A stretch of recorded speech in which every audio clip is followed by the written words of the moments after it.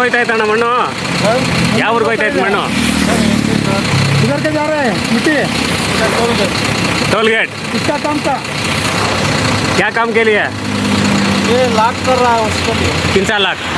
ऐसे नॉर्मल लाट कर रहा है रास्ते पर लगाने के लिए।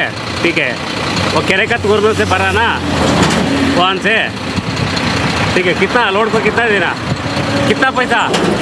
हमें मालूम नहीं सर। फिर कौन दिया था? कितना देता है हर दिन ना वो ईमान को क्या देता मालूम नहीं। कितना लोड देता है उधर? कितना लोड आता है? फर्स्ट लोड डाल रहा है। आज फर्स्ट लोड है। हाँ क्या वो पुराना हो गया है? वो मिट्टी है बड़ी बाड़ी में वो मिट्टी है, फर्स्ट लोड नहीं है। जगह में मारता ना वो फर्स्ट लोड नहीं है हमें लगता है। गाड़ी मिट्टी में ही चलता है। ये इधर का फर्स्ट लोड है। कितने दिन से हो रहा है? इधर फर्स्ट लोड है। कितना दिन से कर रहा है लोड इधर से? हाँ ये पहले गाड़ी उधर चलता था। उधर चलता था वो चिंतामणि। हाँ अभी आज इधर फर्स्ट आया। और कितना दिन तक का मालूम नहीं मेरे को। अभी किधर तो टोल पे किधर डालने का? टोल गेट में किधर डालने का? टोल गेट के सामने ब्रिज का काम चल रहा है। ब्रिज का काम चल रहा है, रोड का काम। ठीक है, तुम्हारा नाम क्या है? यादव। कौन सा गाँव? यूपी। आपका ओनर कौन है? ओनर का नाम कौन है? मालिक का नाम क्या है? मालिक का नाम अनिल। ಹಲೋ ಸರ್, ನೋಡಿ ಸರ್, ಅಂತರ್ಜಲ ಇಲಾಖೆಯಿಂದ ಕಳಿಸಿದ್ದೀನಿ, ಪಂಚಾಯತಿ ಲೆಟರ್ ಕಳಿಸಿದ್ದೀನಿ. ನಿಮ್ಗೆ ಈ ಪಾಣಿಗಳಿಗೂ ಇನ್ನೊಂದು ಅರ್ಧ ಗಂಟೆ ಸ್ವಲ್ಪ ನಾವು ದಿನೇಶ್ ಅಂತ ಒಬ್ರು ಇದ್ದಾರೆ, ಅಲ್ಲೆಲ್ಲ ಕಲೆಕ್ಟ್ ಮಾಡಿದ್ದಾರೆ. ರೈತರ ಹತ್ರ ಪಾಣಿಗಳು ಕಲೆಕ್ಟ್ ಮಾಡಿದ್ದಾರೆ. ಪಾಣಿಗಳೆಲ್ಲ ಕೊಡ್ತೀನಿ. ಅಂತರ್ಜಲ ಇಲಾಖೆ ಪರ್ಮಿಷನ್ ಆಗಿರೋದು ಕೊಟ್ಟಿದ್ದೀನಿ. ಓಕೆ. ಮತ್ತೆ ಗ್ರಾಮ ಪಂಚಾಯತಿಂದ ಪರ್ಮಿಷನ್ ಆಗಿರೋದು ಕೊಟ್ಟಿದ್ದೀನಿ. ಮತ್ತೆ ಊರಿನ ಅಕ್ಕಪಕ್ಕ ಅಲ್ಲ, ಆ ಊರಿನ ಗ್ರಾಮಸ್ಥರ ಹತ್ರ ಮಾತಾಡಿ ಗ್ರಾಮಸ್ಥರೇ ಹೊಡ್ಕೊಬೇಕು, ಗ್ರಾಮಸ್ಥರೇ ಇದು ಮಾಡಬೇಕು ಅಂತ ಒಂದು ಕಮ್ಯುನಿಟಿ ಮಾಡಿ, ಕಮ್ಯುನಿಟಿಗೆ ಒಬ್ಬರು ಅಧ್ಯಕ್ಷನ ಮಾಡಿಕೊಂಡು ಅದೆಲ್ಲ ಏನು ಪ್ರೊಸೆಸ್ ಮಾಡಬೇಕು ಎಲ್ಲ ಪ್ರೊಸೆಸ್ ಮಾಡಿದ್ದೀವಿ. ಆ ಊರಲ್ಲಿ ಯಾರೊಬ್ರು ಹೇಳಿದ್ರು ಮಣ್ಣು ಮಾರಿದಾರು ಅಂತ ಹೇಳಿದ್ರು, ನಾವು ಅದಕ್ಕೆ ಏನು ಅಪಲಜಿ ಕಟ್ತೀವಿ. ನಾವು ಮಾರವ್ರು ಅಂತ ಗೊತ್ತಾಗ್ಬಿಟ್ರೆ ಸಾಕು, ಒಂದು ಲೋಡು. ಯಾಕೆಂದ್ರೆ ಸರ್ ಇದು 8ನೇ ಕೆರೆ ಮಾಡ್ತಾ ಇರೋದು ನಾವು. ಕೆರೆ ಆದ್ರೂ ಮಾಡಿ ಸರ್, ಅದಕ್ಕೆಲ್ಲ ನಿಮ್ಗೇನು ಇದಿಲ್ಲ. ಇಲ್ಲಿ ಪಂಚಾಯತಿಯವ್ರು ಎಲ್ಲಿ ಸರ್ ಪರ್ಮಿಷನ್ ಎಲ್ಲಿ ಕೊಟ್ಟವ್ರೆ ಸರ್? ಅಲ್ಲಿ ನೋಡಿ ಸರ್, ಅಲ್ಲಿ ಲೆಟರ್ ಪಂಚಾಯತಿಯವ್ರು ಕೊಟ್ಟಿರೋದು ಪಂಚಾಯತಿಯಿಂದ ಯಾವುದೇ ಅಭ್ಯಂತರವಿರುವುದಿಲ್ಲ, ಹಾಗೂ ಸಂಬಂಧಪಟ್ಟ ಸಕ್ಷಮ ಪ್ರಾಧಿಕಾರದಿಂದ ಅನುಮತಿ ಪಡೀರಿ ಅಂತ ಹೇಳೋರು ಅಷ್ಟೇ. ಅದನ್ನೇ ಸಂಬಂಧಪಟ್ಟ ಅಧಿಕಾರಿಗಳಿಂದ ನಾವು ತಗೊಂಡಿದ್ದೀವಲ್ಲ ಸರ್. ಇದ್ರದ ಯಾರು ಸರ್ ಅದು? ಅಂತರ್ಜಲ ಇಲಾಖೆಯಿಂದ. ಸರ್ ಅಂತರ್ಜಲ ಇಲಾಖೆಗೆ ಕೆರೆ ಬರೋಲ್ಲ ಸರ್, ಕೆರೆ ಅಭಿವೃದ್ಧಿ ಪ್ರಾಧಿಕಾರ. ಕೇಳಿ ಸರ್, ಕೆರೆ ಅಭಿವೃದ್ಧಿ ಪ್ರಾಧಿಕಾರ ಅಂತ ಸಪ್ರೇಟ್ ಇದೆ. ಅದ್ರ ಆರ್ಡರ್ ಕಾಪಿ ಬೇಕಾದ್ರೆ ನಾನು ಇವಾಗಲೇ ನಿಮ್ಗೆ ಕಳಿಸ್ಬಲ್ಲೆ. ಅರ್ಥ ಆಯ್ತಾ? ಅದಕ್ಕೆ ಯಾರು ಪರ್ಮಿಷನ್ ಕೊಡ್ಬೇಕು ಅವರೇ ಕೊಡಬೇಕು. ಈಗ ನಾನು ಯಾರ್ದೋ ಪರ್ಮಿಷನ್ ತಗೊಂಡು ಏನೋ ಮಾಡೋಕ್ಕಾಗತ್ತಾ ಸರ್? ಏನು ನೋಡಿ ಸರ್, ಮುಂದಿನ ಸ್ಟೆಪ್ ನಿಮ್ಮೇನು ಆಯ್ತು ಸರ್, ಆಯಿತು. ಮುಂದಿನ ಸ್ಟೆಪ್ ನೀವೇನು ಅನ್ಸ್ತದೋ ಅದನ್ನು ಮಾಡ್ಕೊಳ್ಳಿ ಸರ್. ಆಯ್ತು, ನಾವಿನ್ನೇನು ತೊಂದರೆ ಏನಿಲ್ಲ.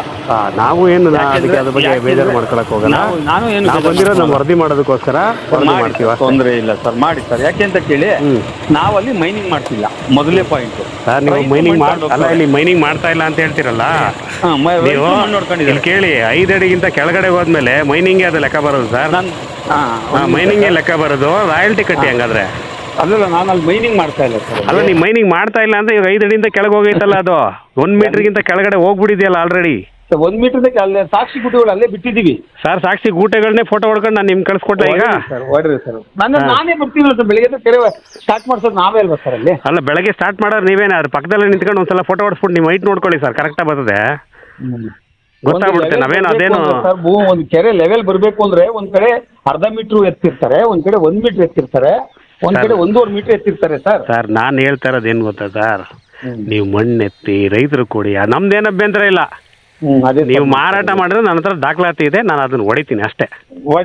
ಆ ಗಾಡಿ ಸಮೇತ ನಂಬರ್ ಸಿಕ್ಕಿದೆ, ಆ ಗಾಡಿ ನಂಬರ್ ಸಮೇತ ಸಿಕ್ಕಿದೆ. ಅವ್ನು ಹೇಳಿದ್ದಾನೆ ಕೆರೆ ಕೂತೂರಲ್ಲಿ ಎತ್ತಿದಂತ, ಇಲ್ಲಿಂದ ಕೆರೆಯಿಂದ ಹೋಗಿರೋದು ನನ್ನ ಹತ್ರ ಐತೆ, ಹೋಗೋದು ಎಲ್ಲ ಅನ್ಲೋಡ್ ಆಗಿದ್ದು ನನ್ನ ಹತ್ರ ಇದೆ.